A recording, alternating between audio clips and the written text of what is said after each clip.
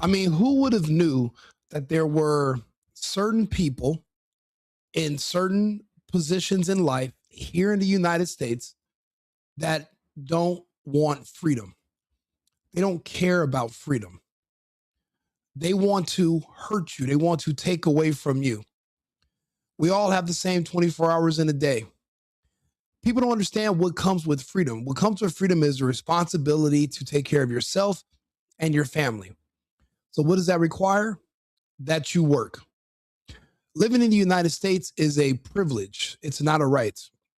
When you live here, you're granted the very rare opportunity to work as hard as you want, to work as smart as you want, to be able to build yourself up, and sky's the limit. That's not something that's very common around the world. We're in a capitalist society, which means that your own fate rests upon you.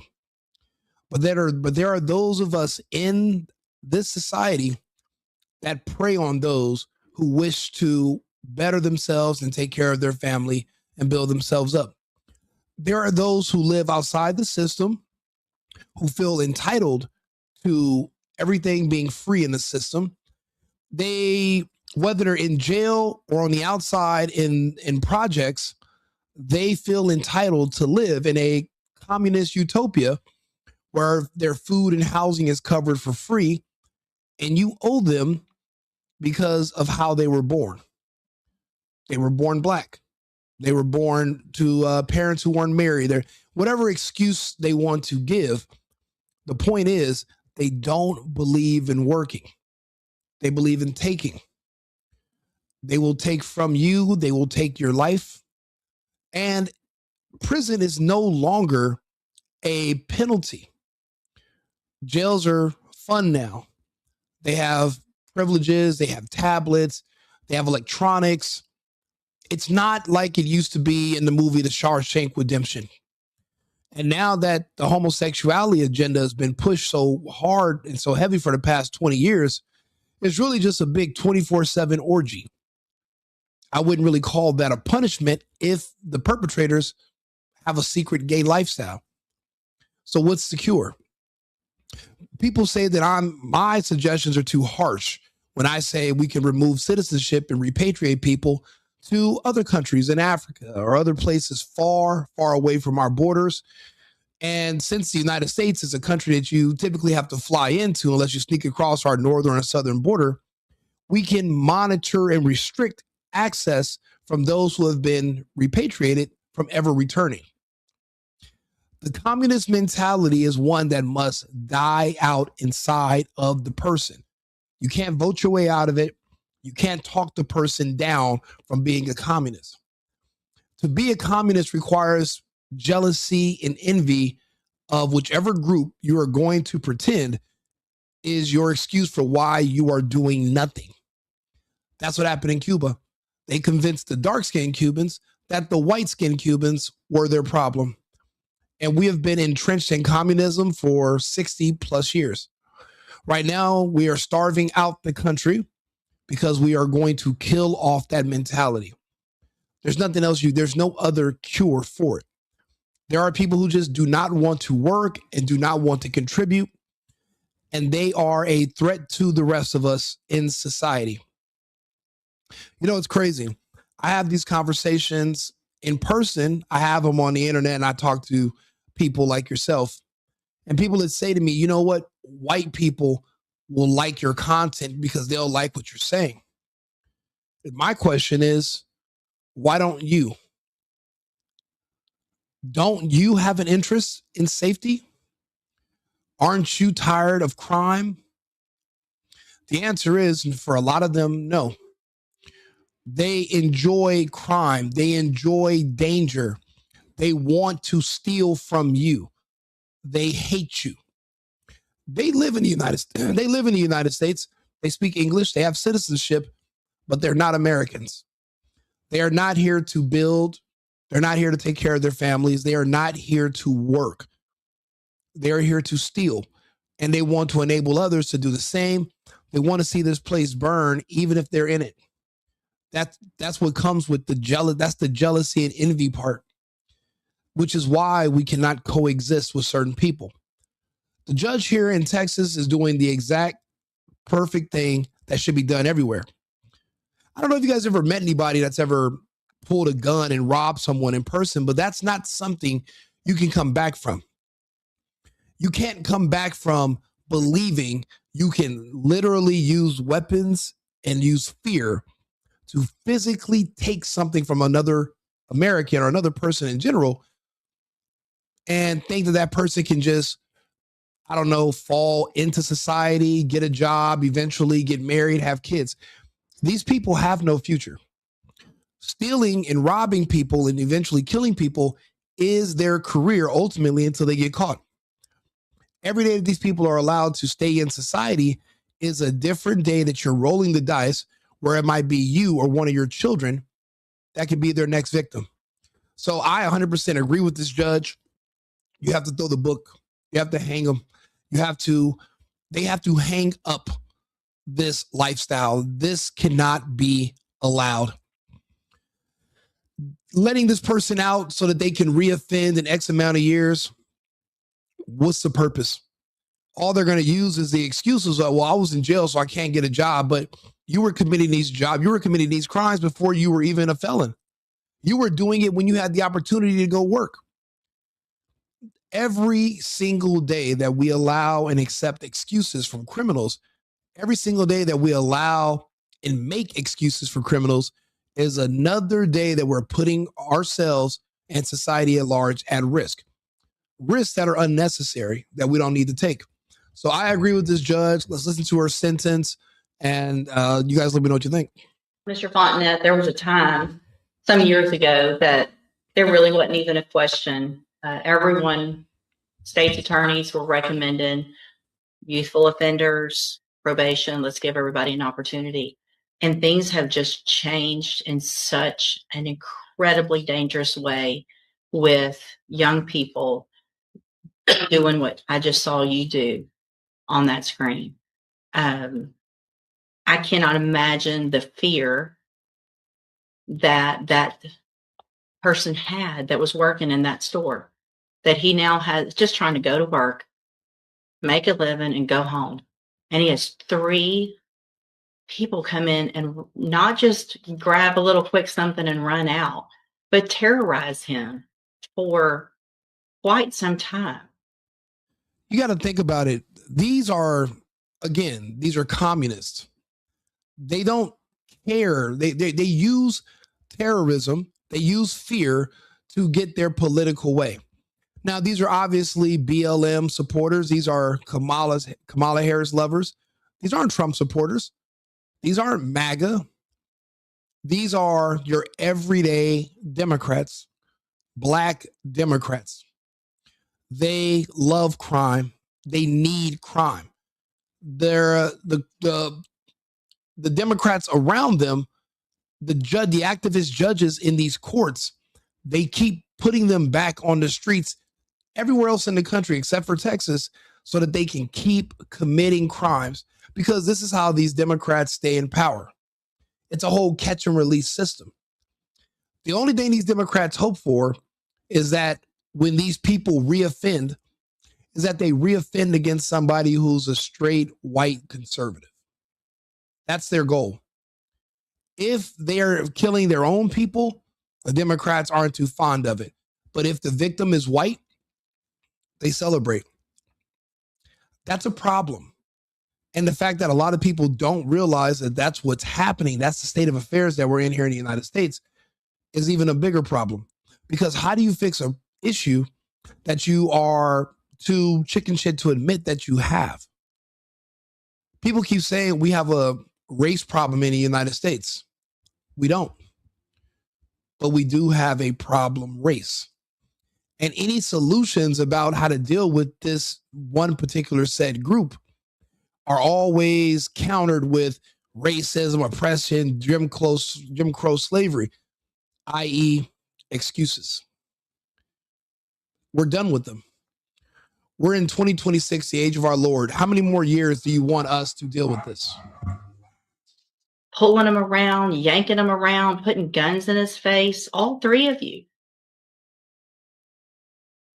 I also, in addition to the PSI, get jail incident reports. And you apparently like to fight and jump people, which is what's been happening in the jail. So it makes it very difficult for me to go, oh, this is somebody that's going to get out and behave, who can follow the rules, because you can't even follow the rules in jail. And the pre-sentence report shows that you're a high risk level, which tells me that after they've looked at everything, that you don't have, unfortunately, a good likelihood of being successful if I were to put you on probation. And Mr. Coleman's right. We're tired of it. And there's got to be something done. So in cause number... I mean, listen, don't cry for him. Don't feel bad for him. He and his people would not cry or feel bad for you. The biggest part of this video is they're saying at the end of it, his family is shocked. His family's shocked. My question is, what fucking family? What family? How do you claim to be the family member of someone, and this is what they are out doing as a child? He's not a grown man in his 20s or 30s. He's barely 18 years old. And this, and where were you? Where the fuck were you? Where's the mother? Where's the father? See, I'm not like everyone else. I believe parents should be held accountable for negligence when their children are out here committing these crimes. Parents must be brought in, must be held accountable. Of course, you can't charge the son for the sins of the father, but you must charge the father for the sins of the son and the mother, because ultimately this kid is in your care. That is the agreement you make with society. That's your child. You didn't give them up for adoption. You were likely on welfare. You were likely on Section 8. You were likely receiving assistance from the government. The least you can fucking do with access to our free education, those free lunches, in exchange for all the gifts we've given you as Americans, the least you can do is train and teach your child to become a productive member of society. But if you neglect them, send them off into the world to commit crimes against others, you are also to blame. You should be held accountable. You are the parent. You're ultimately the guardian. Well, he's 18. Okay, I'm sure this isn't his first time at the rodeo. Again, there is no purpose of releasing him at 3 years when he's 21. This is his personality type. He wants to steal and take and murder. That is appealing to him. He's watched movies. He's watched people. It's a part of their culture. It's in the music. It's embedded in them from birth. An inferiority complex against white people. So they blame anyone who's not black for all of their problems. Everyone they've ever met in their life has been killed by another black person, but they have an unreasonable and delusional fear of anyone who's white, MAGA, Trump, etc. That is not something that you can train out of someone. It dies in the host. It doesn't go anywhere. Releasing him in 10 years wouldn't have made a difference. Maybe in his 40s or 50s, he will decide that he's too old to commit certain types of crimes. But see, the pain is in the punishment sometimes. You got to survive prison in some of these places. Yes, jail is it's like going to Disneyland for men. If you're in California or, they got rid of all the pink stuff in Arizona, and there are some states like Florida or Texas where jail isn't fun anymore. So in this situation, he might not be in a hurry to go back. But in other states where people reoffend at what, an 80-90% rate, you got to ask yourself why. It's because we're not failing criminals. We're failing society when we allow criminals to leave, reintegrate, and then re-fucking-offend. I've met a lot of people in my life that have been murdered and killed in robberies. None of them were ever murdered or killed by a first-time offender. It was always someone that a piece of shit loser activist judge with colored hair or that's fucking gay would allow this person back onto the streets. because they have a political agenda, because they want to virtue signal. If they're in a liberal jurisdiction, they think that all laws are racist and there shouldn't be any laws. There shouldn't be any prisons. And everyone should just be a victim. That's what when I say we cannot coexist with people who don't believe in law and order, that's what I mean. Because the people who don't believe in law and order, these activist judges I'm talking about, the people with the colored hair, remember, they live a different lifestyle than you and I. They're gay most of the time. They don't have kids. They don't. So they're not invested in the future, but also they don't have anyone who's small that you must protect or you must defend or to worry about. So they don't have anything to care about when it comes to putting these people back on the streets. They don't have any kids to protect. They don't care about kids. They like kids a lot of times. And I don't mean they like kids in a good way. I mean it in the Epstein type way. So that creates a huge problem. Those should not be people who are allowed to be judges. We must discriminate based on certain characteristics because we have 50 plus years, 60 years of case study since the Civil Rights Act of 1964, where we can see that though it sounds good in practice, there are certain types of lifestyles that you cannot push forward or elevate to those people that live those lifestyles in positions of power, because what will they do? They will break down and destroy society by being, what do you call it, lenient on criminals and crime. They don't care because they don't live the same lifestyle as the majority of people in this country. They live an alternative lifestyle. So you know what that means? They want an alternative ending. They don't want to end up like the rest of us, working, taking care of your family, having kids, having grandkids until you retire. They don't want to live like us. So why are they in charge of us? Why are they in positions to mold and change our society? They can't be. Things are going to have to go back to how they used to be. That's what works. Trying to reinvent the wheel doesn't work. Watering grass with Gatorade is not progress. That's not the future. That's a failed way to go. This, what we're seeing right now happen in Texas, it must happen everywhere. But I don't want to send people to prison for 25 years. That costs tax money. That costs taxpayers too much money. X amount of years in prison, and then they are repatriated to another country. Now, we've been working out deals with South Sudan and other countries in Africa. There are places where people can be sent where we don't have to take care of them. We don't have to give them 3 hots and a cot. That is a luxury. A prison in the United States is a luxury for than living in some of these other places. We can't take care of them. They don't want to be American. There's no fucking way you can convince me that this 18-year-old man walked into a store with a machine gun to rob the person, but he loves America and he wants to be an American and he's proud to be an American citizen. There's no way you can convince me that that's the case. It's not.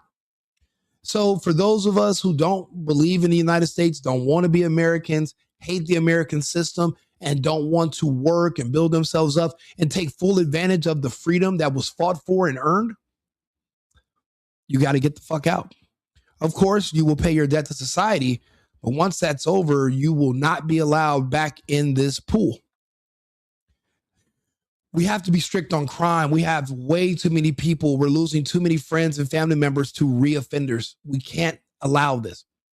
You can put someone in the military. Even they can kill someone. And the reintegration society is difficult, but it's possible.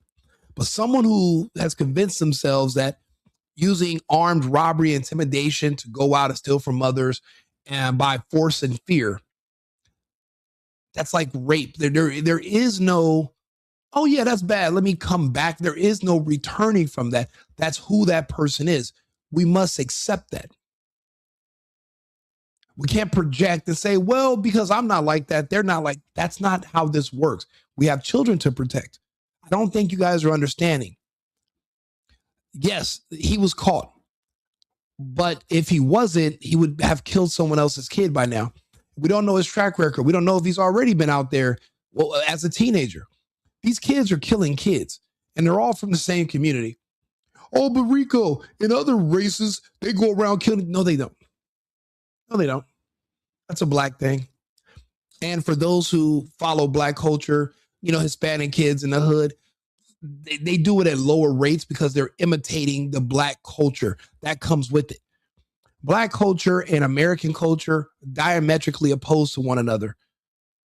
They will never coexist. They'll never meld. There is no integration. It's always been forced. If you gave Americans the choice, they would never live next door to any of these fucking maniacs who are out here with guns, robbing and killing people. The main reason is because the black community values life differently than the American community, meaning the black community doesn't value life at all. Whether it's a senior citizen, whether it's a baby, whether it's a fucking a fetus. That's why you think they push abortion. What do we do when you worship life and you promote it, but then you have to live next door to somebody who doesn't give two shits about life and abort it, and they make music and dances about killing and taking life? I don't know how that's reconciled, but the first step is talking about it, which is what I'm doing. Number 25, DCCR 1759. I'm going to find that you entered your plea of guilty freely and voluntarily. I'm going to find sufficient evidence to find you guilty, and at this time, I'm going to find you guilty of aggravated robbery. I'm going to sentence you to a term of 25 years in the institutional division.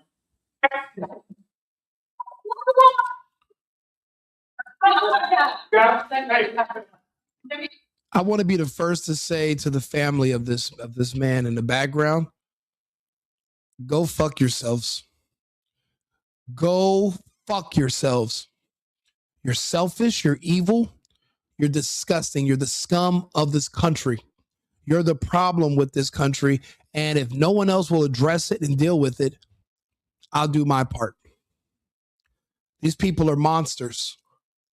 What Biden said about him and his community was true. It was true in 93. It was true in 94. It was true in 87, 79. Every single time Biden made these declarations, he wasn't lying. Fuck, what's his name? Storman, whatever his name was, that was on the bill that opposed Biden. Biden didn't lie. None of these people are lying on you. You're lying to yourselves. You're lying to the public. And you're putting me and my family at risk, an unnecessary risk, and I don't agree with it. His family, if they were as invested in his future as they are as invested as in his sentence, he wouldn't be in this courtroom. But some of these people were born to be prisoners. They were raised to feed the prison industrial complex. Their families are the reason why they're here, or lack thereof. How do you call that a family anyway?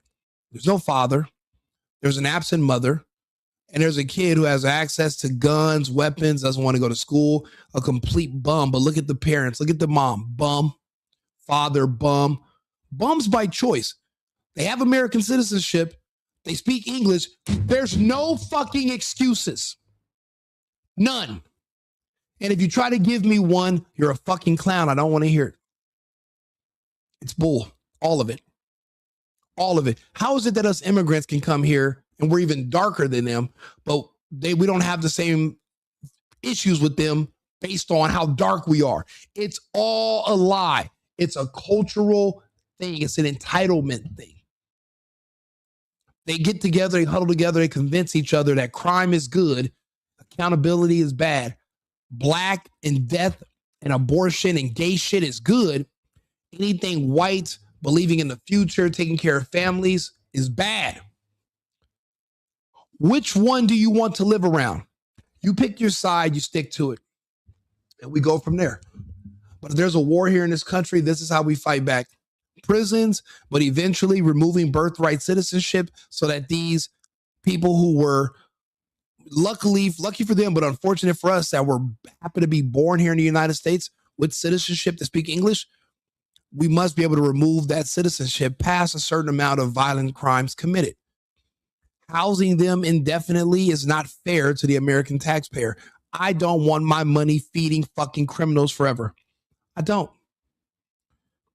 Send them to where they'll be happy. Send them around their own people, their own kind. Let them petition the governments in Ghana and Nigeria for reparations and to allow them to just commit crimes freely. But that's not the American way. That's not the American way. We can't give you carte blanche when it comes to crime. That was their agreement with the Democrats. Hey, remove so that we can't be held accountable. We commit as much crime as we want without being charged, and we'll vote for you. We can't allow deals like that to be brokered. Ask stupid ass Gavin Newsom. He told them you can steal up to $1,000 without being arrested. And what the fuck did that do? You know how many businesses have closed? How many people have suffered? We're not making deals with the devil anymore. We're past it. Like and subscribe, share the video. I'll be back on live with another topic in another about 20 minutes. Remember, it's America first and America only. I've been needing to find a new apartment, which has not been easy with credit as bad as mine. Luckily, I found cosigning.com. They connected me with a cosigner who helped me get my dream apartment for me and my dog. I just paid a small fee and was able to move in fast. Get the cosigner you need for the apartment you want. Check out cosigning.com today.